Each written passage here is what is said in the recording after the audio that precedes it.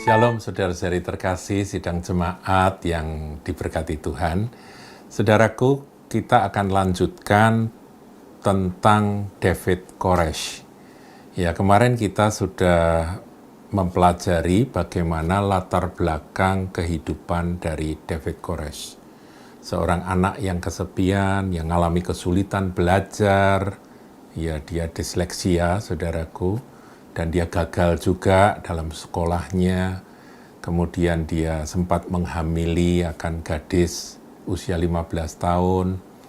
Nah, kemudian dalam kondisi yang tidak stabil, perjalanan pertumbuhan masa remaja yang tidak stabil di sini, kuasa iblis itu bekerja secara bertahap mempersiapkan dia untuk masuk dalam kesesatan yang lebih besar. Dia disesatkan untuk menyesatkan lebih banyak orang lagi. Nah, kemudian saudara, kita sudah pelajari ya di sesi yang kemarin bagaimana David Koresh itu mengawali akan dia masuk bergabung dengan kelompok Ranting Daud di Mount Carmel Center di Waco. Itu memang kelompok itu memang sudah merupakan sekte, tapi belum se-ekstrim dan se-ngeri ketika nanti kalau kemudian dipimpin oleh David Koresh. Tetapi itu sudah sekte, saudara. Ajarannya sudah nggak benar. Jadi mereka sekte yang menantikan kedatangan Tuhan dengan sikap yang keliru, dengan penafsiran yang salah. Dan ya, namanya sekte, saudaraku, itu nggak mau bergaul dengan kelompok Kristen yang lain. Jadi mereka merasa diri paling benar ya. Itu yang saya sebut dengan eksklusivitas yang eksklusif dari kelompok mereka yang merasa mereka paling benar. Nah, David Koresh bergabung ke sana, saudara, ya. Dan kita kemarin sudah sampai pada penjelasan bagaimana David Koresh itu mendekati akan janda dari Benjamin Roden yang usianya sudah 60 tahun lebih, sudah hampir 70 tahun, jadi sudah nenek-nenek ya. Yang jandanya itu yang menjadi pemimpin di situ. Nah, Benjamin Roden dan Lois itu punya anak laki-laki yang namanya Josh Roden yang diharapkan nanti menjadi penggantinya. Nah, ini masuklah seorang pemuda yang cakep, ya, yang masih fresh, masih sangat muda, yang bernama Vernon, saudaraku. Nah, Vernon sendiri itu waktu itu belum memakai nama David Koresh, saudaraku ya. Vernon Wayne Howell namanya, itu nempel dengan tante ini ya, dengan tante Lois ini. Dia nempel. Kemudian dia berkata bahwa Tuhan menyampaikan kepada dia, ya saya sebut Koresh ya saudaraku supaya kita gampang, Vernon ini, dia katakan bahwa saya ini ditunjuk oleh Tuhan untuk menjadi ayah, bapak dari anak bersama dengan Lois. Nah, ini lucu, saudara. Lois kan usianya sudah usia lanjut. Mana mungkin dia bisa hamil dan punya anak lagi, tapi dasar sekte yang begini-begini ini diterima saja. Mereka sudah nggak pakai akal sehat sama sekali, percaya bahwa anak itu nanti bersama dengan Lois itu akan ada anak yang nantinya akan menjadi the chosen one, yang terpilih, saudara. Dan itu yang menyebabkan mereka lengket. Sehingga banyak orang yang berkata bahwa mereka ya sudah tidur bersama dan sebagainya. Ya saya nggak tahu itu anak muda dengan seorang nenek. Tapi itu yang terjadi, saudaraku. Ngeri. Sangat aneh. Nah, kemudian sebagaimana sudah saya jelaskan, David Koresh dipercaya oleh Lois Roden. Dipercaya untuk apa, saudara? Untuk mulai berbicara, dan ketika dia berbicara dia mulai menyampaikan nubuatan-nubuatan dan sebagainya, dan pengaruhnya makin kuat. Josh Roden, anak yang tadinya diharapkan jadi pengganti dari ayahnya, itu merasa tidak aman. Terjadi persaingan antara Josh Roden anak dari Louis Roden dengan anak emas yang sempat diisukan menjadi kekasih gelapnya Louis Roden ini, yaitu Vernon yang nantinya pakai nama David Koresh. Nah, saudaraku, persaingan ini, waduh, panas, saudara, sehingga terjadi tarik-menarik pengikut, ya, pendukung, dan sampai situasi panas itu tiba-tiba mereda dalam satu kurun waktu tertentu ketika David Koresh mengumumkan bahwa Tuhan berbicara. Nah, selalu begini, saudara, yang ciri dari sekte itu kalau sudah Tuhan bicara, bukan bicara untuk hal-hal rohani, bukan bicara tentang visi pelayanan, tapi bicara tentang dia harus menikahi seorang gadis. Nah, kalau Tuhan bicara, ya biasanya mereka ya saja, saudara. Karena mereka percaya bahwa ini orang-orang ini adalah orang-orang yang terpilih oleh Tuhan, orang-orang khusus gitu ya, punya otoritas khusus.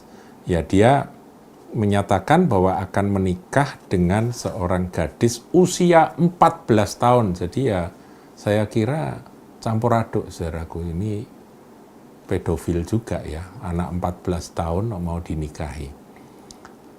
Ngomong sama bapaknya, anakmu akan jadi istriku karena aku disuruh Tuhan. Ya, namanya cult, namanya pemujaan, sekte pemujaan, ya gini-gini nih nurut, saudara.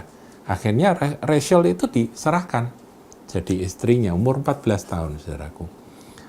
Nah, nantinya Rachel Jones ini diberi nama Rachel Koresh nantinya, saudaraku.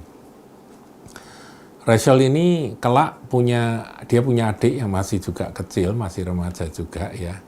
Itu juga nantinya diambil jadi istri oleh David Koresh. Jadi David Koresh ini maniak seks. Jadi dia itu juga bukan hanya sekedar orang yang berilusi tentang kedatangan Tuhan saja, tapi dia sendiri juga seorang maniak.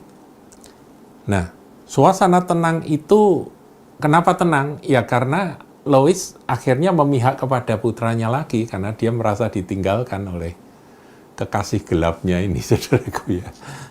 Nah, kemudian setelah tenang, Josh Roden yang mengaku telah didukung oleh anggota sekte kultus tersebut, dia tidak aman dengan adanya si Koresh ini ya, Vernon atau Koresh ini. Akhirnya dengan membawa senjata, dia usir kelompok Vernon dan pengikutnya. Dan dikatakan kurang lebih 25 orang semuanya meninggalkan akan Mount Carmel Center di Waco itu, dan mereka pindah ke sebuah daerah, sebuah desa atau kota kecil yang namanya Palestine, Texas, di Texas juga. Jaraknya kurang lebih 90 mile atau 140 km dari Waco. Nah, saudaraku, selama 2 tahun, kelompok ini tinggal di tenda-tenda, tinggal di base, saudaraku ya. Base itu dipakai untuk menjadi tempat tinggal mereka dalam kondisi yang sangat buruk, menyedihkan. Nggak ada pemanas di musim dingin dan sebagainya ya, dan mereka juga kekurangan air dan sebagainya, tapi mereka tinggal di sana. Tapi yang hebat, saudara, harus diakui, kegigihan dari David Koresh itu, dia pada masa itu justru dia mencari jiwa. Dia pergi ke California. Dia tidak tahu bagaimana caranya bisa menghubungi mungkin kenalan-kenalan, mempengaruhi mereka, dan bisa mendapatkan pengikut-pengikut baru. Dan di tahun-tahun itu, di dalam kurun waktu 2 tahun mereka tinggal di Palestine itu David Koresh ini bisa pergi ke Tanah Suci, ke Holy Land. Dan di sana juga mendapatkan pengikut. Kemudian pergi ke Australia, pergi ke UK, Inggris. dan mendapatkan orang-orang baru. Saudaraku, jangan anggap enteng, jangan anggap sepele. Kita bisa berkata orang gila begitu ya. Kok mau-maunya ikut orang gila. Hati-hati, ada urapan. Ada urapan atas orang-orang model begini. Jadi, kalau ada yang ikut-ikut mereka itu, ya itulah yang terjadi. Makanya Tuhan Yesus berkata, penyesatan itu pasti terjadi. Tapi celakalah mereka yang menyesatkan anak-anak. Lebih baik bagi mereka lehernya itu diikat dengan rantai, diikatkan pada batu kilangan dan dilempar ke dalam laut. Tuhan jengkel, tapi Tuhan juga menyatakan bahwa itu akan terjadi. Nah, saudaraku, terjadi akan peristiwa di mana sementara posisi dari David Kores ini makin kuat, ya dia memakai nama Kores itu setelah pulang dari tanah suci. Dan dia mengaku bahwa dirinya itu adalah Kores dan dia pakai nama David, artinya dia keturunan secara rohani dari Raja Daud yang nantinya dia akan jadi Mesias. Jadi ya sudah, Mesias palsu, saudara. Dia ngaku nabi palsu, dia ngajarnya juga sebagai guru palsu, tapi dia suka menghafal akan ayat-ayat Alkitab yang dia ajarkan. Tentunya diajarkan secara salah dan sesat. Nah, dia mengaku dia adalah Kores zaman modern. Kores itu kan menjadi penyelamat dari umat Israel yang Exodus, saudaraku, ya, membawa mereka kembali ke tanah suci. Terjadi peristiwa 1986, Lois Roden, ya, jadi janda dari Benjamin Roden itu meninggal dunia karena memang sudah lanjut usia. Dan setelah meninggal dunia kan kepemimpinannya otomatis ada pada Josh Roden. Tapi Josh Roden ini popularitasnya makin merosot karena dia memang orangnya mungkin ya kurang pinter, ya tidak menarik, dan mungkin agak sakit jiwa begitu ya. Ya memang rata-rata mereka semua sakit jiwa, tapi ini sakit jiwa tapi bodoh begitu ya, saudara. Nah, kemudian para pengikut David Kores ini bertanya-tanya, kenapa kita nggak kembali saja ke Mount Carmel? Kan Tante Lois sudah meninggal, kan begitu ya. Nah, sementara dukungan terhadap Josh Roden sudah menurun. Josh Roden merasa tidak aman, ya, insecure. Dia kemudian punya ide yang aneh, saudara. Itu tahun 1987. George menantang Kores untuk kontes membangkitkan mayat sebagai bukti akan kuasa atau otoritas rohani. Ayo, kontes membangkitkan mayat. Ya, kemudian dia mulai menggali kubur, saudaraku. Dia gali kubur untuk supaya dalam kontes itu nanti bagaimana begitu ya, harus ada mayatnya yang akan dibangkitkan. Kores ini pintar, saudara. Dia dengar itu, ini kesempatan untuk menjatuhkan Josh Roden. Caranya bagaimana? Ini kan melanggar hukum, dia tahu. Dia lapor, saudara. Dia lapor ke polisi, ke pemerintah bahwa di Waco terjadi penggalian kuburan dan itu melanggar hukum. Dia sudah lapor, kemudian dia dengan 7 orang temannya, 7 orang anak buahnya menyusup masuk ke Mount Carmel Center di Waco. Ketahuan, ketangkep, artinya George dan orang-orang yang ada di dalam tahu. Ya, saudaraku, terjadilah tembak-menembak. Kayak film aja, saudara. Jadi, karena mereka 7 bersenjata, saudara. Nah, yang di dalam juga menyiapkan senjata dan terjadilah gunfight, tembak-menembak, dar, dan di dalam itu, baku tembak itu, George mengalami luka, saudaraku ya, kena tembak, sehingga kemudian ia lapor kepada pemerintah Ada penyusup, ada penyerbu yang melintas batas, trespass, dan akhirnya David Koresh dan 7 orang kawannya itu diinterogasi, saudaraku. Tapi Koresh pinter. Dia bilang, kan aku sudah lapor. Aku sudah lapor bahwa akan ada penggalian kubur. Dan aku ke situ tujuannya bukan mau nyusup, tapi aku mau cari bukti, yaitu aku mau mempotret penggalian itu. Supaya laporanku itu tidak hanya laporan fitnah.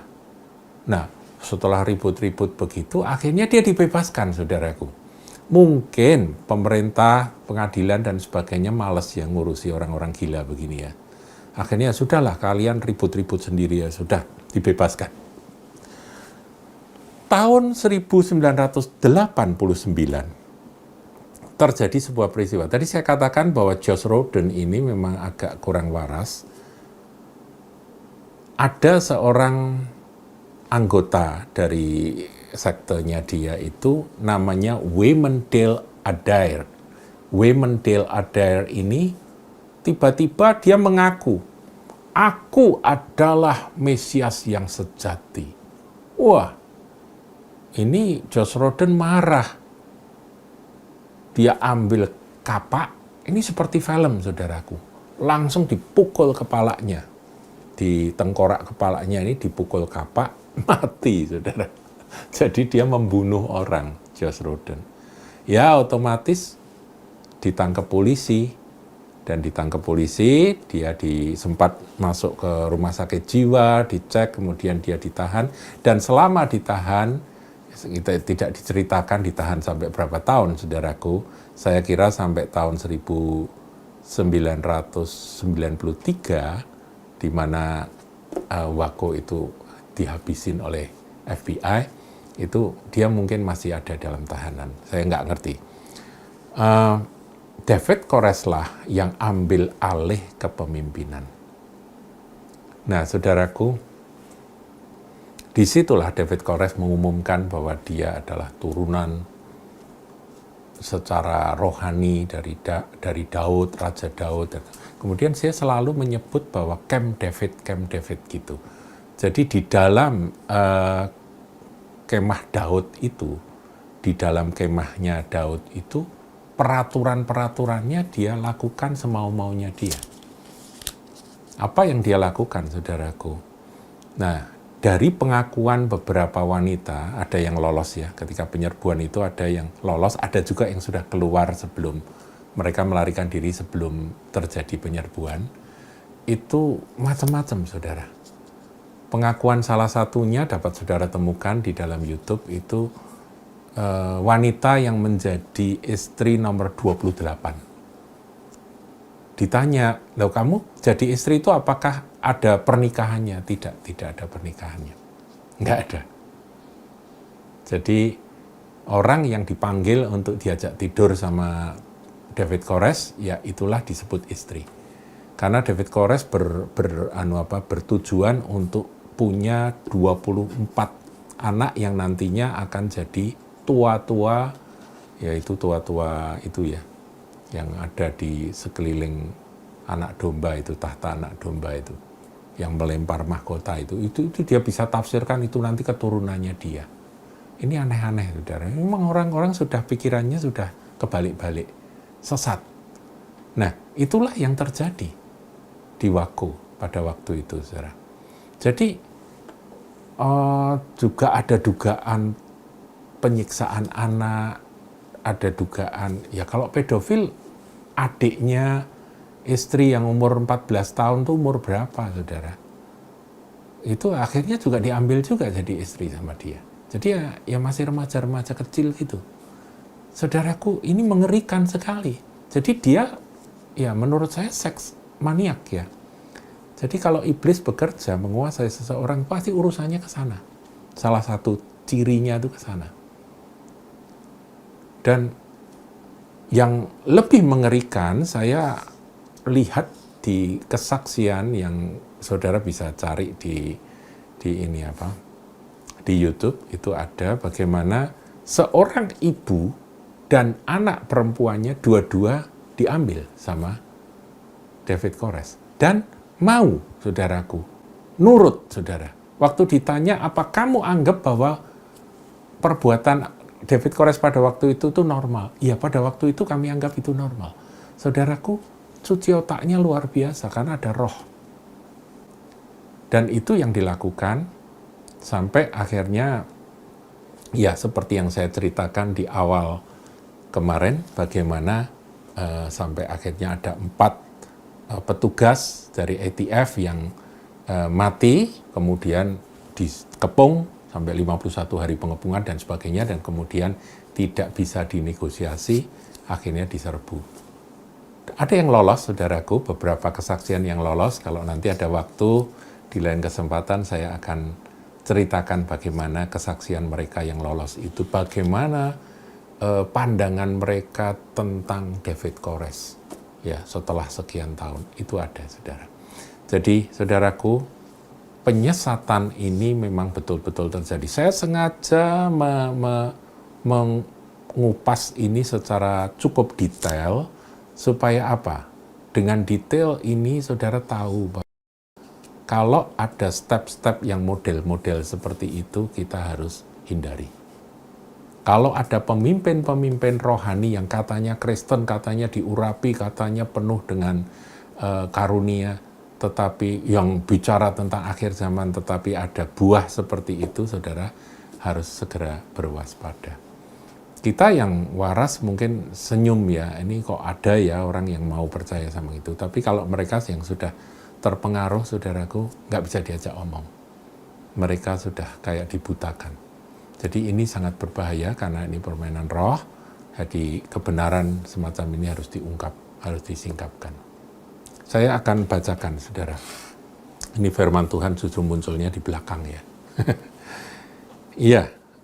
Ini adalah kata-kata dari Rasul Paulus ketika dia berpisah dengan para penatua di Efesus.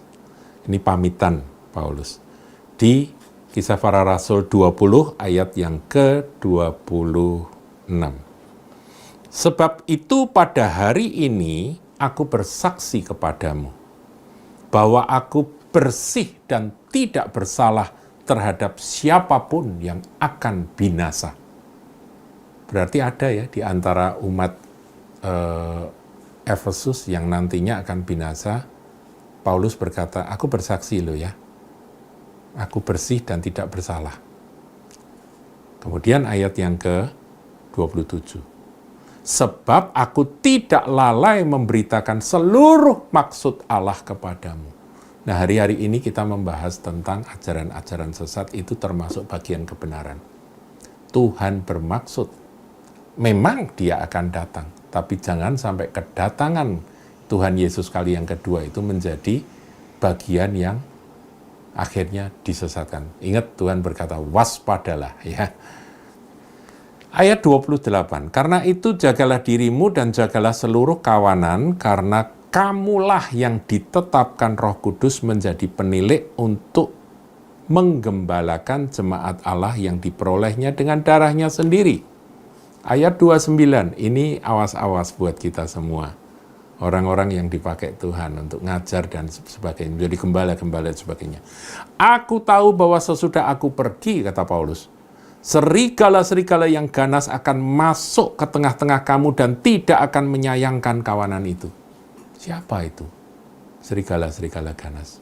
Ya model-model David Kores begini nih. Model-model kelompok-kelompok branch Davidians ini. Bahkan dari antara kamu sendiri akan muncul beberapa orang yang dengan ajaran palsu mereka berusaha menarik murid-murid dari jalan yang benar dan supaya mengikut mereka. Paulus bernubuat, saudara, di antara kamu sendiri nanti ada yang akan disesatkan dan menjadi penyesat. Tersesat dan menyesatkan akan murid-murid ini.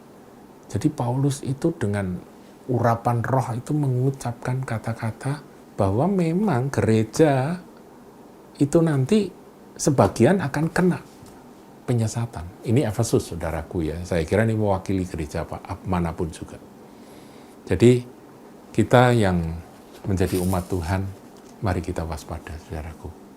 Saya pesan wanti-wanti, supaya kita jangan mudah terpengaruh oleh ajaran-ajaran yang semenarik apapun juga, yang sehebat apapun juga mengenai akhir zaman. Akhir zaman benar seperti apa yang tertulis. Kedatangan Tuhan, ya dan amin, dan kita tahu sudah dekat.